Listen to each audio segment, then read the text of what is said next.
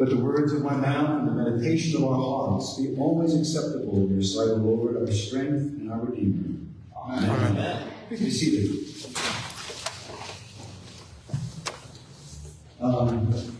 Good morning. My name is Bill Cavanaugh, and I am the guest today. Actually, I'm probably better known as Alex's dad around St. Andrews. But Roy and I have had a really good and rich friendship over the years, and he challenges me, and I challenge him, and it's really excellent. So it's great for me to be here and to hopefully share something of value. There was a discussion one time between a chicken and a pig, and they were discussing which one was more important, the bacon or the eggs.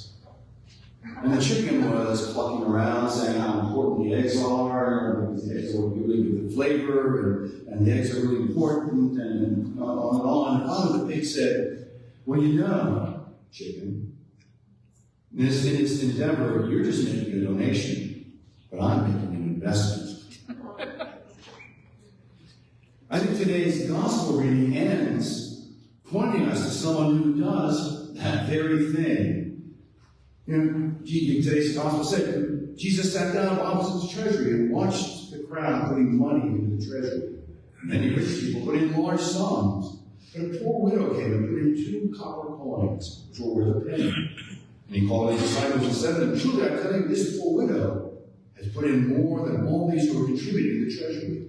For all of them contributed out of their abundance, but she, out of her poverty, put in everything she had, all she had to live on.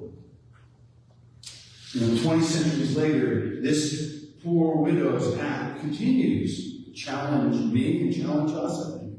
You know, others, Jesus tells us, put in much larger sums. But Jesus talks about the key difference. They gave some, knowing that they had reserves. They gave kind of as a transactional religious act, that if I give, God will do what I want. That is where we get into trouble. Because the widow did something different. She simply offered all she had to the Lord, placing her hope on the living God. She wasn't worried about rights or privileges or what's appropriate or what she'd expect for her money. You know, the scribes would argue about Caesar versus God. You know, the widow just said, it's all God's. It's all God's. She was willing to make the great wager. That if I commit and offer myself totally to God, God will come and offer himself to me. Not a deal, but instead a relationship. Jesus here tells us, I think, that God measures our giving not so much by what we give, but instead by what we hold back. Not what we offer, but what we keep for ourselves. Because what we hold back are the things that prevent God from touching us fully with his love.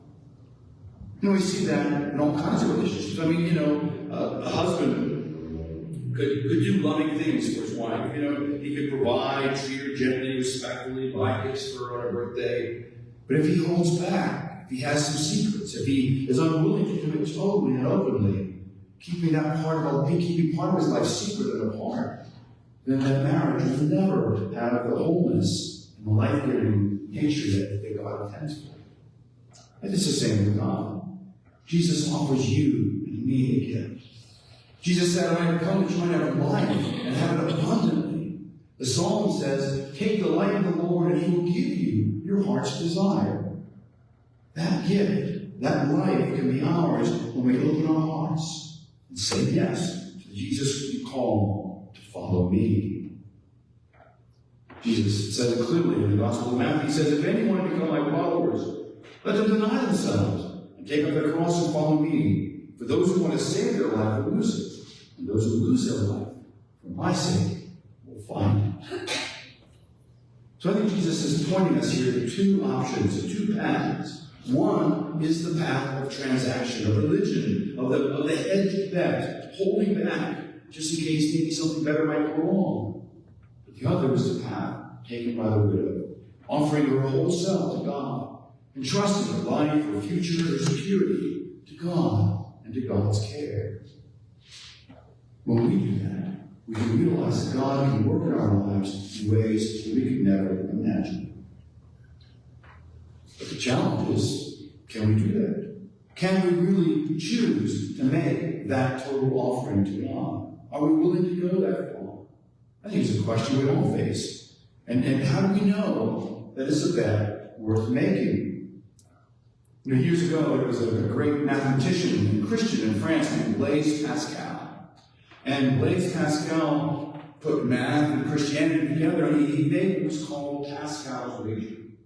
This is always memorable to me because I remember when I was an ornery teenager, my dad posited Pascal's wager. And Pascal's wager, there are basically four boxes. God either exists or he doesn't exist. And we can either believe or not believe. And so, if God exists and we believe, great. We're on the right path. If we believe that God doesn't exist, we still find ourselves oriented in positive ways. We still find our way, have relationships with others that are different and better. Our lives are enhanced by living a life of faith. But what if it is real? What if it is real, and we don't believe? That's the problem.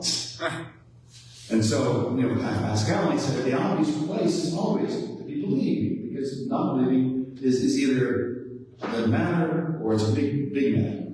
So he calls us to make that bet.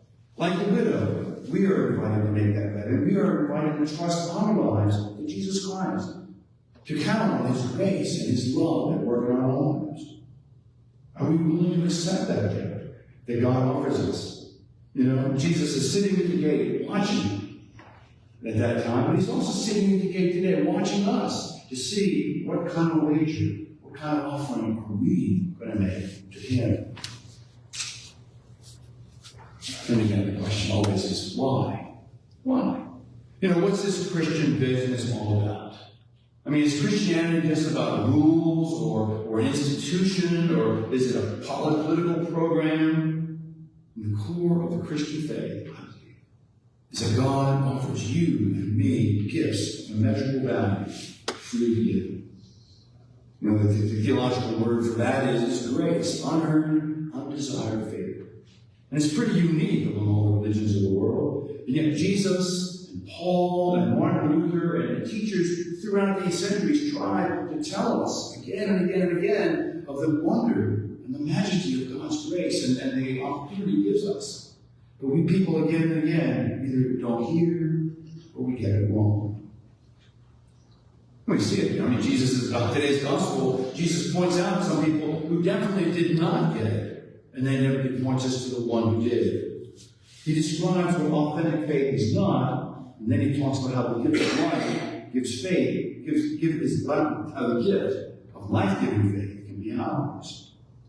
He says, beware the scribes and the Pharisees and all these things. Who were the scribes? Who were they? They were part of a Jewish religious bureaucracy. They were rulers of the people. Their role was to teach and interpret the law. And as part of the establishment, everything they were called to do was to preserve the status quo. The sacrificial system, collaboration with the Romans, social inequality, all that was kind of part of their gig too. But the worst thing, the thing that Jesus was most angry about, was that scribes transformed a covenant relationship with a grace-giving God to a set of transactions, to a religion. What do I mean by that? Well, one person once said that religion, as he defined it, was when we do X, expecting Y. That's what, if I do this, then I'll be happy. For first century Jews, it was, if I keep these 613 commandments that the Pharisees taught us, then I'll be righteous and I'll be happy. But, today, and we are alone. I think humanity, every person, even people driving on Valley, are all incurably and profoundly religious. We think if I do this, then this will happen. How often do we do that? If I work hard, if I climb the corporate ladder, then I'll be successful, and then I'll be happy. Or if I work out 12 hours a week in a gym, I'll be buff, completely unlike me, and be happy. If I'm involved in civic organization, if I'm a loyal member of the church, then I'll be respectable, and I'll be happy. Or so we think. Of course, we all know that the problem is religion, in this sense, this kind of transactional world, ultimately doesn't work. We can be a faithful, devoted employee and get laid off.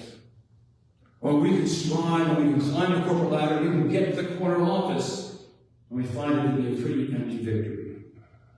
We can live right, we can exercise, we can eat healthy foods, and we can still get a debilitating disease. We can be observant in church, actively helping others, and still find ourselves feeling empty and lost. Being religious, being transactional, will not give us our heart's desire. And Jesus knew that. Because a central part of his mission, I think that thing that got him nailed to the cross, was to point God's people beyond rules and religiosity to a new vision of God, to a God of grace and love. Again, we're called to be recipients of grace and then respond with gratitude. That to me is the movement of the Christian life. Not doing this, expecting that, but knowing I've been blessed. And so God, let me be a blessing to others. That to me is the rhythm, the movement of the Christian life. It's easy, I think. It's very human to create a religious system. Do this or do that, and that will make you happy. Ultimately, what we see, because in this woman, in the woman giving the 2 coins, is that Christianity is not a religion in that transactional sense. Jesus never promises, do this and you'll be happy. He says, instead, follow me in the way that leads to life, real life in all its fullness. May we have the courage to say yes, and to follow, and to be disciples. May we so. Amen. Amen.